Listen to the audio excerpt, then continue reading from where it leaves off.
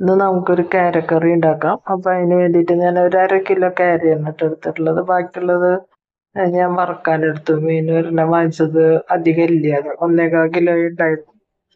ഞാൻ വെളിച്ചെണ്ണ ഒഴിച്ചിട്ടുണ്ട്, 1.5 ടേബിൾ സ്പൂൺ വെളിച്ചെണ്ണ ഒഴിച്ചിട്ടുണ്ട്. അതും ചൂടായി വരുമ്പോൾ നമുക്കൊരു സ്പൂണ് കടുക് ഇട്ട് കൊടുക്കാം.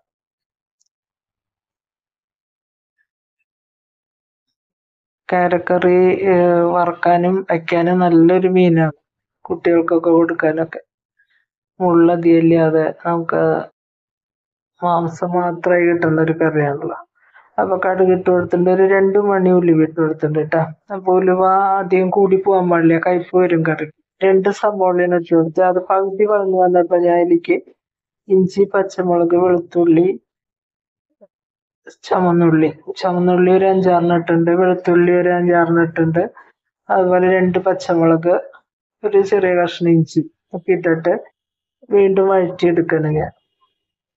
അത് മറ്റേ സവോള പകുതിയായി വന്നതാണ്, അതിൻ്റെ ഒപ്പം തന്നെ ഇത് വഴറ്റിയെടുക്കുക.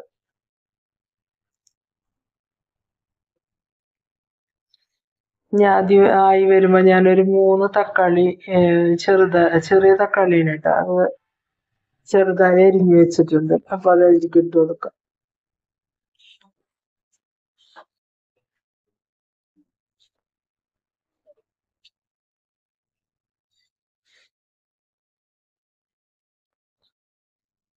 അതിന് മുന്നായിട്ട് നമുക്ക് പൊടികൾ ഇട്ട് കൊടുക്കാം.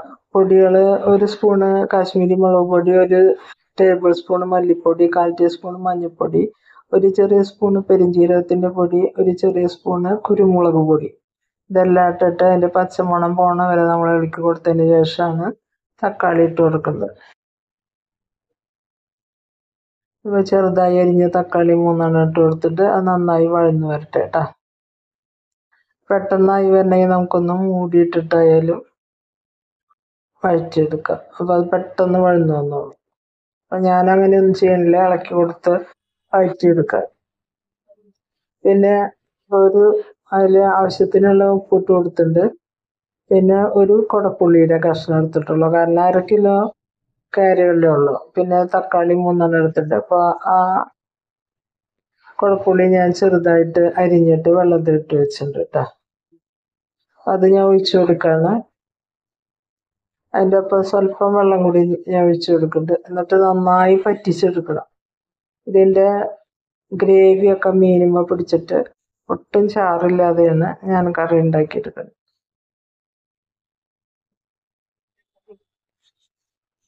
ഇനി നമുക്കിത് തിളപ്പിച്ചെടുക്കാം. പിന്നെ ഇടയിൽ ഞാൻ സ്വല്പം വേപ്പില ഇട്ട് കൊടുത്തിട്ടുണ്ടായിരുന്നു, കാണിക്കാൻ പറ്റിയില്ല കേട്ടോ. അപ്പൊ ഞാൻ എന്നിട്ട് ഇത് തിളച്ച് വന്നപ്പോൾ മീൻ ഇട്ട് കൊടുക്കാണ്. അപ്പൊ നല്ല കഷ്ണം പോലെയുള്ള മീനൊക്കെ ഞാൻ വറുക്കാനെടുത്തു, പിന്നെ ബാക്കിയുള്ളതാണ് ഞാൻ ഇപ്പൊ ഇതിനെടുത്തത് കേട്ടോ.